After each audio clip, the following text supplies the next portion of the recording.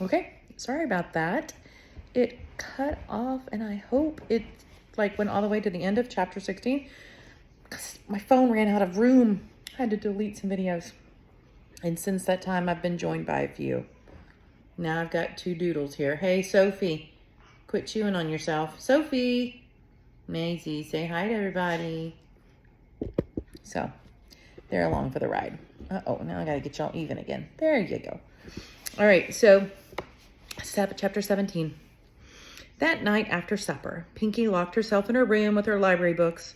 The police report was gone from her door. It had been replaced with a sign that said, "Studying, do not disturb." Ferris thought about knocking on Pinky's door and telling her that she admired how formidable she had been with Mrs. Adkins. But the sign said, "Do not disturb," and it was probably a good idea in general not to disturb Pinky. Charisse was in her room playing solitaire on the bed. "Here," said Ferris. She held out the yellow lollipop. "I forgot to give you this. Mr. Bowie sent it to you with his regards and his love." "That's what he told me to tell you." "Alan Bowie," Cherie said. She clapped her hands in delight. "Is that man still carrying a torch for me?" She unwrapped the lollipop. "Speaking of torches, what about the chandelier lighting?" "It's kind of complicated," said Ferris. "Billy Jackson's going to help me, and so is Uncle Ted. But I have to tell Mom and Dad about it. I think I'm going to have to get permission." "Oh, pooh, permission," said Charisse. She held out the lollipop and studied it, turning it from side to side. "We must not let ourselves be deterred, Emma Phineas. What I mean by that is, don't let your mother talk you out of it. She errs on the side of sensibleness, which is not always the best side to err on." That's what side I'm on, usually. "Okay," said Ferris. "I'm going to talk to them now. I'll let you know how it goes." Oh, dear, she's going to talk to him now. She found her parents on the front porch, sitting together on the porch swing. Ferris's mother was reading about the life of Lincoln, and Ferris's father was reading the J through K volume of the encyclopedia. Part of the reason her father read random volumes of the encyclopedia was that he liked to be surprised. He liked to encounter the unexpected. Yes, I see you, Moo. Ferris's mother said that an appetite for the unexpected was the Achilles heel of all the Wilkies. We're going to study Achilles heel later this year. Achilles heel was a milk vocabulary word. Even though it was more like a phrase, it meant a weakness, a vulnerability. "Hey, Ferris," said her father when she walked onto the porch. He pushed against the porch floor with one foot so that the swing rocked back and forth gently. He didn't look up from the encyclopedia. "Hey," said Ferris back. Said her father. "Who knew?" "Shh," said her mother. "Fascinating," said her father. He gave the swing another push. "Did you need something, Ferris?" said her mother. She turned a page in the Lincoln book. Ferris stood and looked at her parents. The crickets were singing. Billy Jackson had told Ferris once that everything in the world made music. The trees made music, and the stones made music, and so did the flowers and the grass and the grains of sand. The whole world is singing all the time, and we don't even know it. See, he's a romantic, too. That's probably why Ferris likes him, right? And when they're best friends. That was what Billy Jackson had... Oh, no, she says. The whole world is singing all the time, and we don't even know it. That was what Billy Jackson had said. Ferris took a deep breath. Charisse wants us to light the old chandelier. Her parents both looked up from their books. What? Said her mother. No. I don't think anyone has ever used that chandelier, honey, said her father. It's just for show. It needs 40 candles, said Ferris. I'll get them, and Uncle Ted will help with the ladder and also the matches and the lighting. Billy Jackson will help too. It's for Charisse. It's what Charisse wants. She doesn't feel well, and it's what she wants. She didn't say anything about the ghost and what the ghost wanted. Ferris's mother closed the biography of Lincoln with a loud thump. She looked at Ferris. So this is what the candles were about. It's a gift, said Ferris. A gift for Charisse. Can't we do it, please? Boomer came out onto the porch and stood next to Ferris. He wagged his tail hopefully from side to side. Ferris's mother sighed. It's always something around here, isn't it? Speaking of which, said her father, I called the exterminator. Oh, no, said Ferris. Boomer stopped wagging his tail. We cannot simply hand over the house to the raccoons, honey, said her father. We can't agree to burn it down either, said her mother. I was talking about the candles, right? I bet it would be glorious to see that chandelier all lit up, said her father. I bet it would be magical. You Wilkies, said her mother. She shook her head. You people. Well, be careful, said Ferris. Oh, good grief, said her mother. I give up. But listen to me. I want to be a prize every step of the way, and I do not want Pinky involved. I do not want this to turn into some incident that we will read about in the paper the next morning as we sit in the smoldering ruins of our house. Ferris looked at the little white moths dancing and flittering around the porch light. The moths were probably singing too. Ferris, said her mother, promise me. Ferris stood up straighter. I promise. It occurred to her that she had been making a lot of promises lately. Mrs. Milk was bereft. Bereft was a Milk vocabulary word. Something about the circular logic of this, Mrs. Milk having provided the right word for better understanding how she, Mrs. Milk, felt, made Ferris slightly dizzy. It deepened the power of words, the power that Mrs. Milk had so often talked about, the lightning-like effect of them. Bereft, robbed of the possession of something. That's what it means. So if you need to stop, pause it. Bereft, robbed of the possession of something. Hold on, I've got to get in a better position here. And this one, Sophie, quit itching yourself and say hi to everybody. Can you say hi? Yeah. Yeah, the big one left me. I guess I was crowding her. Hold on. I gotta move. Oh. Okay. Now, where am I? The something, or rather someone, that Mrs. Milk had been robbed of was Mr. Milk. And she told you that she was bereft? Said Ferris. No, said Billy Jackson, but that's what she is. They were in the steakhouse. It was afternoon, and Boomer was snuffling his way along the carpet, eating breadcrumbs and also the crumbs of other things. He was making happy sounds and wagging his tail to himself. If Boomer ever thought about heaven, if he ever imagined what it would be like, Ferris thought the big Billy Jackson steakhouse in the afternoon before the crumbs had been vacuumed up. Ferris sitting somewhere nearby and Billy Jackson playing the piano was probably what the dog would come up with. When Mrs. Milk came in last night, said Billy, she didn't even order a burger. She just asked for some fries, and then she sat and stared at them. Pop told me to go out there and sit with her again. Did she talk to you? Mostly she just cried. Bob Munson was playing that song, King of the Road, you know, that song? Billy switched from playing Mysterious Barricades to playing King of the Road. After a few bars, he stopped and let his hands rest on the keys. Anyway, he said, Mr. Munson played that song, and Mrs. Milk cried all the way through it. And then at the end, she said to me how her husband had liked that song, and how he'd whistled it all the time when he was out in the workshop repairing things.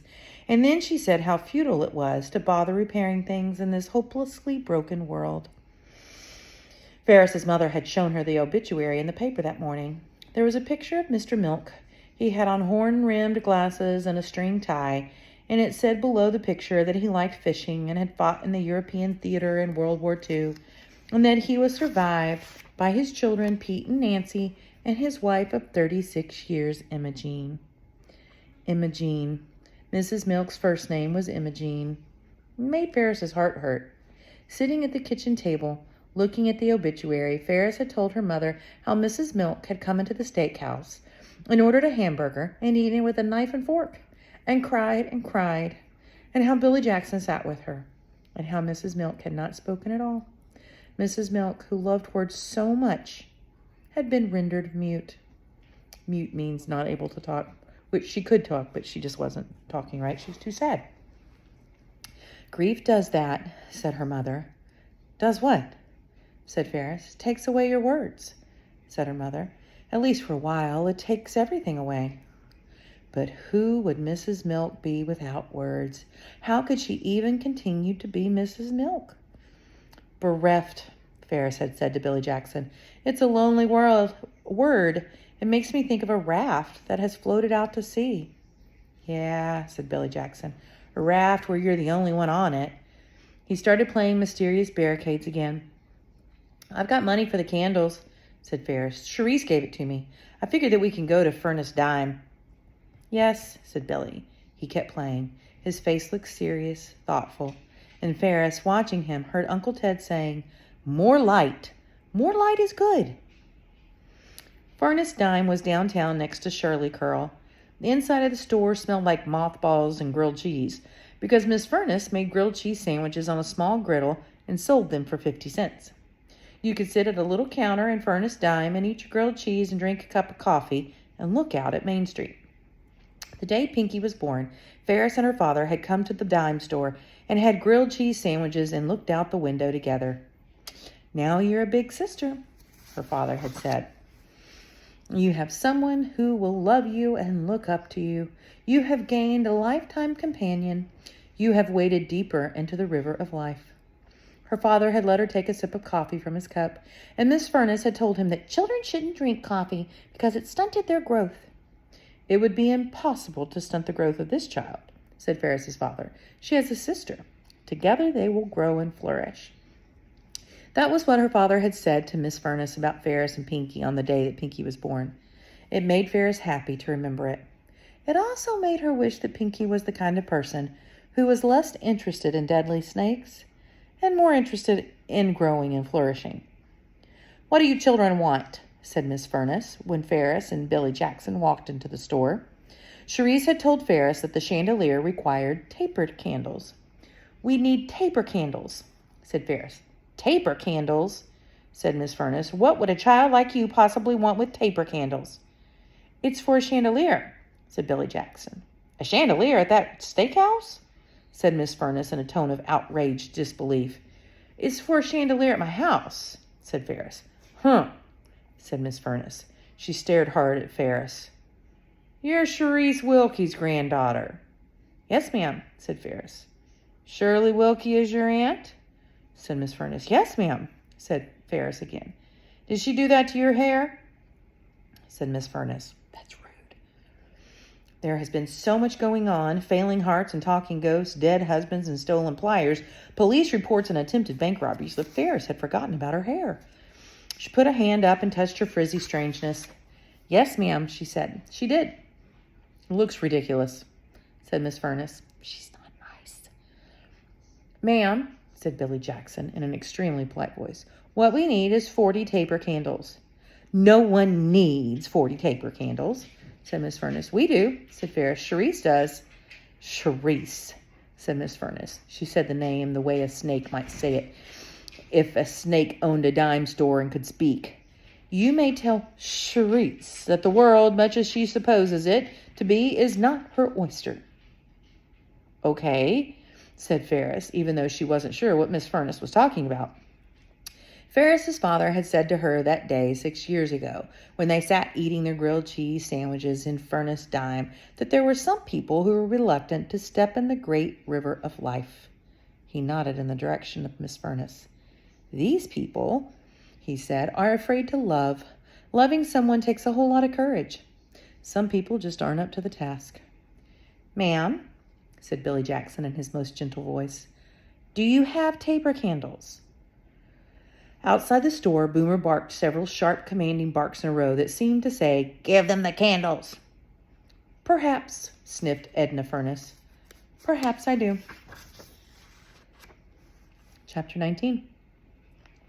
The fact that they ended up with 40 candles that were different colors and different sizes, and that some of the candles were dusty from having sat for so long on the shelf on the dime store, became irrelevant for a time because when they got back to the house, Pinky and Cherise and Uncle Ted and Ferris's mother were all in the kitchen, and Uncle Ted was holding Pinky upside down by her ankles and shaking her. What has she done? It turned out that Pinky, who had been studying the Houdini book and was working to learn how to pick a lock using nothing but a paper clip and her tongue, had ended up swallowing the paper clip by mistake. That's not good. She had gone to Cherise's room and said, I swallowed it.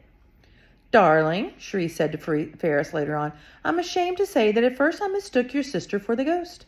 I was sleeping, and when I woke up and found her standing over me, what I said was, My goodness, you are insistent.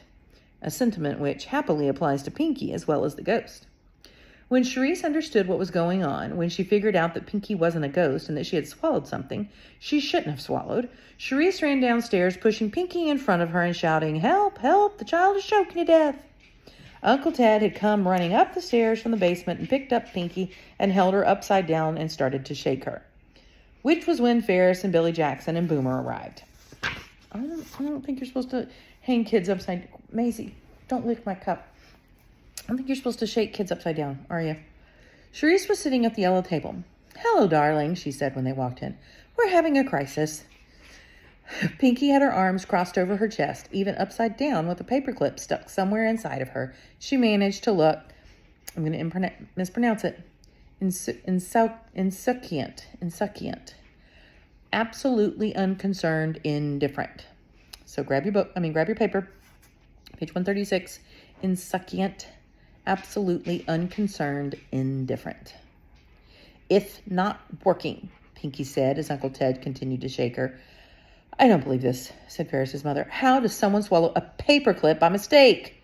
"Houdini," said Pinky. The yellow light of late afternoon was throwing itself across the kitchen table, making it brighter, more luminous, more light. Charisse put her hand over her heart and looked right at Ferris and smiled and said, "It's so beautiful, darling." And then she toppled over sideways and fell out of the chair and onto the floor. And all Ferris could think was, "But we got the candles. We just got the candles." Everyone went to the medical center. Charisse and Uncle Ted in his bathrobe. Oh my gosh, he's still in his bathrobe. In his bathrobe and without shoes. And Pinky and Billy Jackson and Ferris's mother. Dr. Trench said, "You Wilkies are keeping us in business." It turned out that Charisse had fainted from not drinking enough water. "You have to stay hydrated," said Dr. Trench to Charisse. "You have to take care of yourself." "Certainly," said Charisse in a distant voice. She looked somewhere past Dr. Trench as he listened to her heart. Afterward, Pinky got an x-ray, and they all stood together in the examining room and stared at the paperclip, folded in on itself, floating in her stomach. It looked like a ghost paperclip. "Wow," said Billy Jackson. He pushed his glasses up with his index finger and leaned in closer to the x-ray. "Waiting is the best course of action," said Dr. Trench. "Waiting for what?" said Pinky. What you mean to say is that this too shall pass?" said Uncle Ted. "Exactly," said Dr. Trench. And then he said, "Where are your shoes, Ted?" "I've been studying the human foot recently," said Ted. "It's truly a miracle of design and also quite challenging to render faithfully." He looked down at his feet and drew his bathrobe tighter. "I see," said Dr. Trench. Can you imagine somebody like going to the hospital and they're in their bathrobe and they're not the person sick, right? They're bare feet in bathrobe. Pinky got to take the x-ray of her stomach home. She nailed it to the door of her room, and when Ferris walked by that night after supper, she didn't even think about knocking. Instead, she went to Charisse's room and spread out the 40 candles on the bedspread. "Sorry they don't all match," said Ferris. "Miss Furness wasn't in a helpful mood." "She never has been in a helpful mood, darling," said Charisse. "Not in all the years I've known her." Okay, let's go back for a second. I should have said this before. When they said, "This too shall pass," about the paperclip, what are they talking about? How is she going to get rid of it? Where does the food go that goes in your tummy? Well, that's where the paperclip's going to have to go. Then it's going to have to pass on through and into the toilet. This will be wonderful. These candles will work beautifully. Boomer was sitting at Ferris's feet. He was staring at the threshold and panting. He let out a low whimper, and then he stood up and crawled under the bed. "Charisse," said Ferris, "is the ghost here?" Charisse's eyes were closed. Ferris stared hard at the threshold. Boomer let out a low moan from under the bed. A breeze blew through the room. "I have the candles. We're going to light it tomorrow, I promise," said Ferris to the ghost, if she was there. "Of course we are, darling," said Charisse, without opening her eyes. She reached over and put her hand on top of Ferris's. "Of course we are." I'm going to stop right there.